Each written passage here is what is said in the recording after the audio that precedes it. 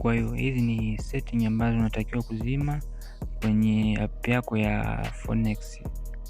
Kwa hiyo utafungua Phoenix yako browser, utashuka hapo chini kulia hapo kwenye button iliyoandikwa me, utaikliki au utabonyeza, utaenda kwenye hapo kwenye setting, utaklik setting. Baada ya hapo utaenda kwenye home page, utaklik home page, utazima hiyo setting.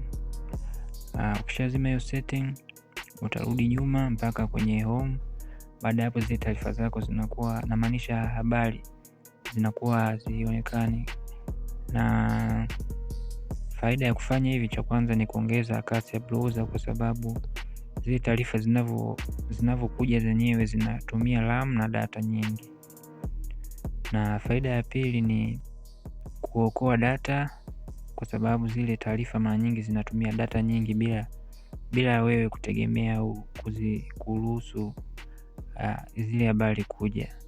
Na faida nyingine ni kutunza betri lako, kwa sababu unapokuwa online na habari nyingi zinakuja, mara nyingi betri inatumika kwa kiasi kikubwa sana. Kwa hiyo asanteni kwa kunisikiliza. Usisahau kusubscribe, like, comment and share. Thank you.